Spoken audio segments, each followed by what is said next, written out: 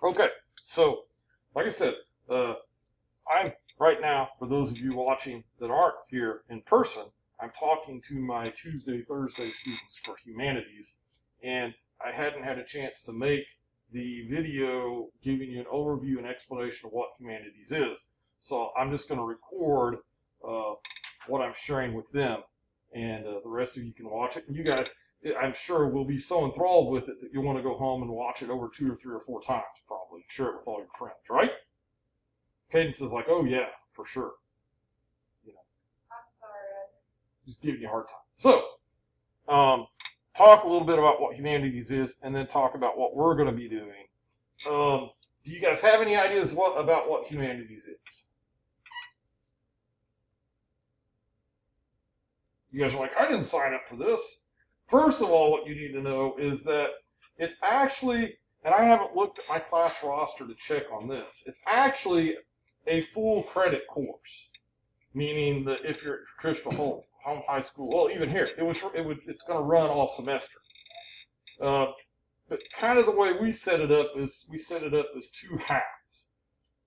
And so there's a chance that at the end of the first 8 weeks at midterm, the end of a block, some of you may flip out of this and go into another class like Media 2 with Mr. Nuremberg or Journalism or something. Although that's not going to happen because he has that last period. But some of you will probably, and I haven't looked, stay in here for the second half of humanities. Does that make sense? You also need to know it's a social studies credit. And one thing to point out in that regard is that if you're a Springfield student, the social studies graduation requirements are that you have 3 full social studies credits. So most people take U.S. history their freshman year, and both halves of that equal a full credit. And then most people take world history their sophomore year. Both halves of that is a full credit. And then you have to have liberty and law to graduate, which is your half of American government credit, which federal law says you have to take an American government constitution course. Have any of you had liberty and law yet? You have D-block? Okay. So I'll see you in there. Did you say you did? Yeah, I've already taken it. Where'd you take it at? Glendale? Yeah. Who'd you have? I did it over the summer. Oh. Oh, okay. Okay. Yeah. So you got it out of the way. You'd heard about Mr. Stone. I was like, man, I'm taking that online, so I don't have to have him for liberty and law. And then they stuck you in here. Okay. So everybody has to have that. So that's a half. So there you're at 2.5. And then, so what that means is that in Springfield, you have to have a half credit elective social studies of something to get to that 3 full credits. My guess is, and Cadence, you're an example because you were in Holocaust, right? African American Studies with me. So I apologize. I keep pulling at my face mask. It keeps sliding down on me. So Cadence, once you have living law, you have your 3 full credits. So why are they sticking in humanities, right? Well, you made somebody mad. They stuck you back in my class. That's what it is. Just kidding. So some of you may be getting a half credit towards your 3 credits. But if you add up all of your required credits like math, science, English, PE, all of that, it adds up to like 20 credits. And so they're like 5 what are just called general elective credits. And so some of you may be counting it towards that. It doesn't really matter all that much in the scheme of things. To me, not that I don't care, but you get what I'm saying?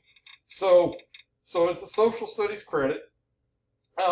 In humanities, sometimes, some places it's taught as a social studies, some places it's taught as an English credit, because it kind of mixes social studies and English.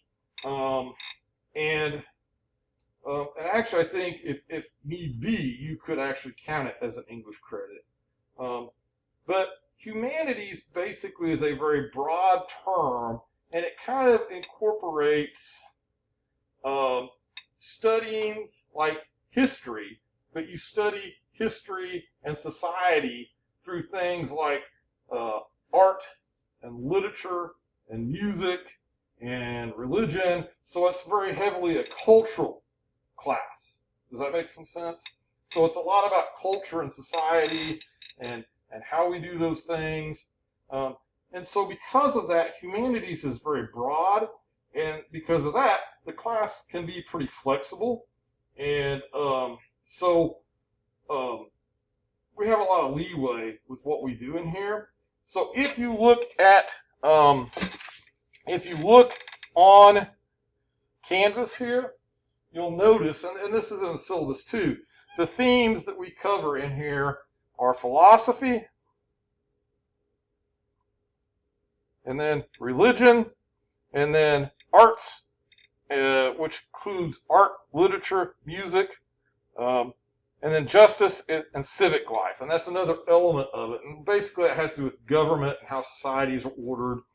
So there's a lot of things that can be covered. And one of the reasons a couple of years ago when Miss Loveland and Dr. Bruner said to me, hey, we need to figure out another social studies course to offer, and I started looking at things, I was like, humanities would be a good option, because I had, through the years, a lot of students express to me that they were very interested in philosophy, and that they would like a philosophy class, and there used to be one in the curriculum, but there's not. So I was like, hey, we could do that by doing a humanities class. But then also, I've had a lot of students in the past express to me that they would like to have a course on religions. Not a religion class like a Sunday school class, because we can't do that, understandably, but a course where they learn just more about religions of the world, belief systems. And in fact, I'm a big advocate that that should be a required course in social studies curriculums, a course on world religions and belief systems, because they're such an important part of the world we live in. So that is something that is covered. So my plan with the class, and I just started doing this last year, was that it would largely focus on those two topics. That's kind of what I had in mind. But actually, once we got going, we got really heavily into kind of art and culture stuff. So we did a lot of stuff that dealt with the arts and culture and things like that. And specifically, we did a little kind of, actually got to be bigger than I anticipated, a unit that centered around Bob Ross. You guys know who Bob Ross is? You know, the guy on PBS that does the painting? And it was based on a story that I had seen about whether or not Bob Ross was a cultural icon, which is absolutely a humanities topic, okay?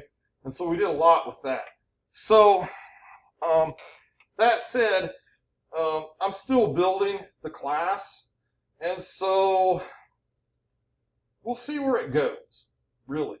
I would like to do more with philosophy, and we did delve into that finally as I got moving on in the class last year. And we will, I think, utilize the stuff about Bob Ross, the concept of what cultural icons are. And also, I would really like to delve into, and we did a project at the end of the course where students did some stuff on world religions. Last year, the class was very project-driven. That's a little harder to do with the online environment. But we may still do some things. We can find some ways to maybe do some things.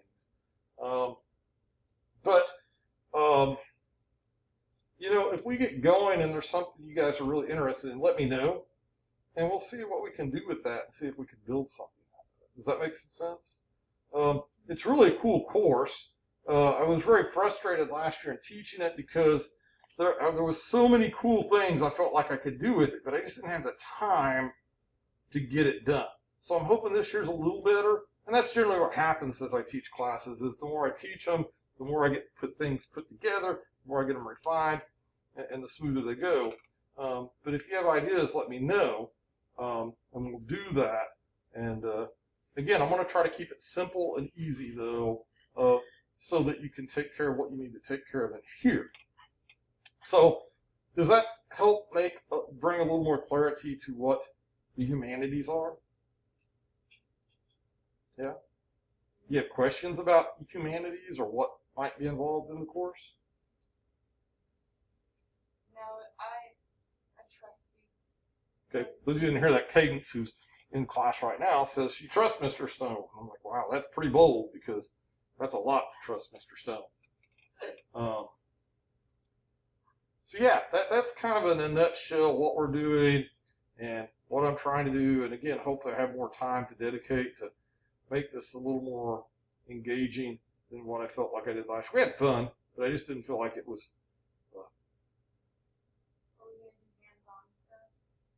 We'll try to do some, but again, with the situation we're in, that's a little more of a challenge.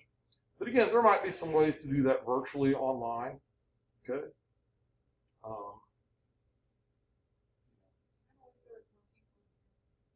Yeah.